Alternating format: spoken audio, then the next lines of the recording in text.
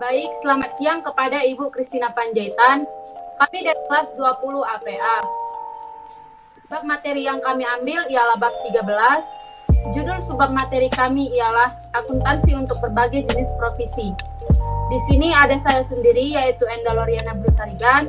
Yang kedua itu ada Nancy Sipangkar. Dan yang ketiga itu ada Hinsa Diorisana. Akuntansi untuk berbagai jenis profesi. Dan dilanjutkan oleh teman saya. Untuk materi ini ada 4 topik pembahasan. Yang pertama, pengakuan profesi. Yang kedua, pengukuran profesi. Yang ketiga, jenis umum profesi. Yang keempat, pengungkapan profesi.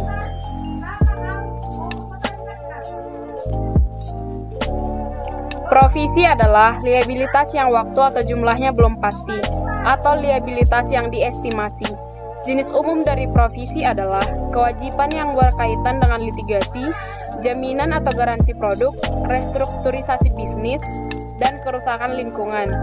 Perbedaan antara profesi dan liabilitas lainnya yaitu profesi memiliki ketidakpastian yang lebih besar mengenai waktu atau jumlah pengeluaran masa depan yang diperlukan untuk menyelesaikan kewajiban tersebut.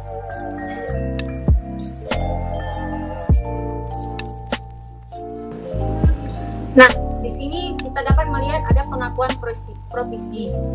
Syarat perusahaan mengakui beban dan liabilitas terkait untuk profesi itu ada 3, yaitu ada perusahaan memiliki kewajiban kini sebagai akibat dari peristiwa masa lalu.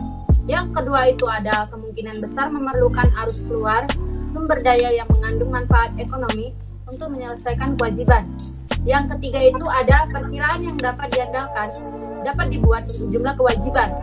Nah, jika ketiga kondisi ini tidak terpenuhi, tidak ada profesi yang diakui. Contoh untuk pengakuan tersebut ialah ada garansi, pengembalian dana, dan gugatan.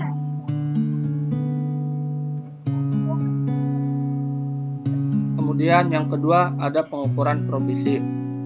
Jumlah yang diakui harus menjadi estimasi terbaik dari pengeluaran yang dibutuhkan untuk menyelesaikan kewajiban kini. Estimasi terbaik merepresentasikan jumlah yang akan dibayarkan perusahaan untuk menyelesaikan kewajiban pada tanggal laporan posisi keuangan.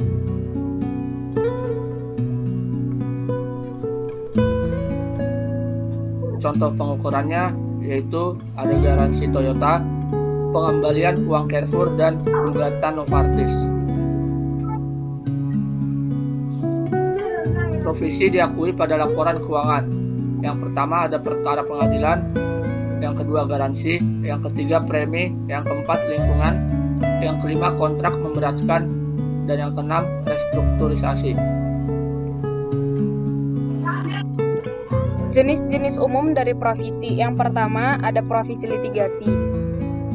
Profesi litigasi, faktor-faktor yang dipertimbangkan dalam mencatat liabilitas sehubungan dengan proses pengadilan atau kemungkinan klaim dan penilaian aktual. Ada 3. Yang pertama, periode waktu di mana penyebab utama tindakan terjadi. Yang kedua, probabilitas hasil yang tidak menguntungkan. Yang ketiga, kemampuan untuk membuat estimasi yang wajar mengenai jumlah kerugian. Yang kedua, ada terkait dengan tuntutan yang tidak diajukan dan klaim dan penilaian yang tidak ditegaskan. Perusahaan menentukan yang pertama, tingkat probabilitas bahwa gugatan yang diajukan atau klaim dan penilaian dapat ditegaskan. Yang kedua, probabilitas hasil yang tidak menguntungkan. Jenis umum yang selanjutnya yang ada profesi garansi. Profesi garansi. Garansi atau jaminan produk adalah janji yang dibuat oleh penjual kepada pembeli untuk mengganti kekurangan jumlah, kuantitas, atau kinerja suatu produk. Garansi dan jaminan menimbulkan biaya masa depan. Premi itu dapat berupa alat makan, peralatan kecil, mainan atau transportasi gratis. Sedangkan kupon dapat ditukarkan dengan potongan harga untuk barang yang dibeli atau barang yang sangat populer. Tujuan perusahaan menawarkan premi, penawaran kupon, dan potongan harga untuk merangsang penjualan. Lalu kita ke profesi lingkungan. 3. Konstruksi dan operasi aset berumur panjang melibatkan kewajiban untuk menghentikan aset tersebut. Saat ini perkiraan biaya untuk membersihkan polusi udara dan mencegah kerusakan lingkungan di masa depan semakin lebih tinggi. Pengakuan akuntansi liabilitas lingkungan ketika memiliki kewajiban hukum sehubungan dengan tidak terpakainya aset jangka panjang dan aset dapat diestimasi secara wajar dengan jumlah liabilitas.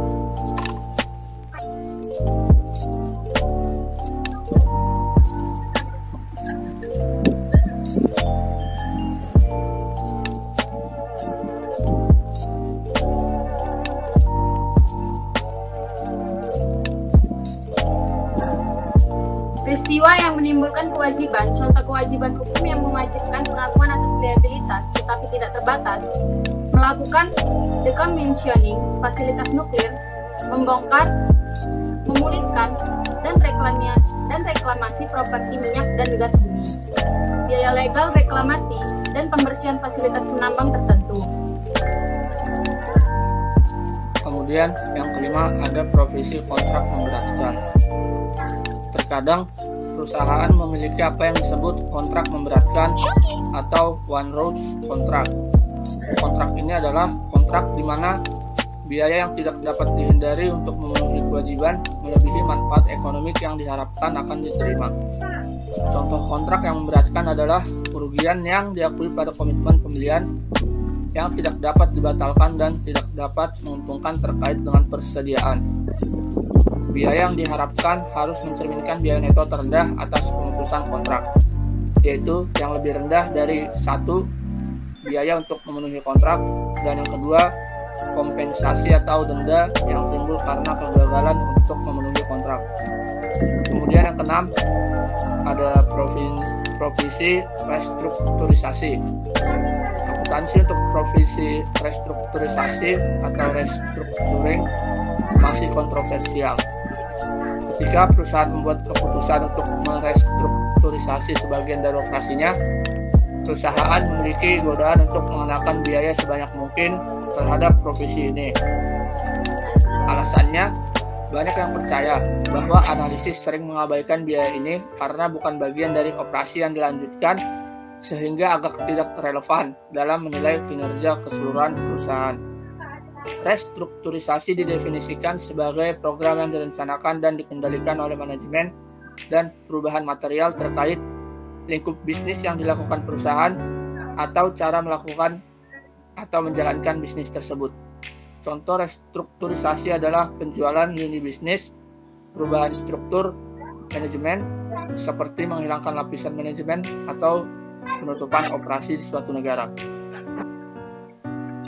Pengungkapan terkait provisi. Pengungkapan terkait provisi sangat luas. Perusahaan memberikan provisi atas saldo awal dan akhir untuk setiap kelas provisi utama.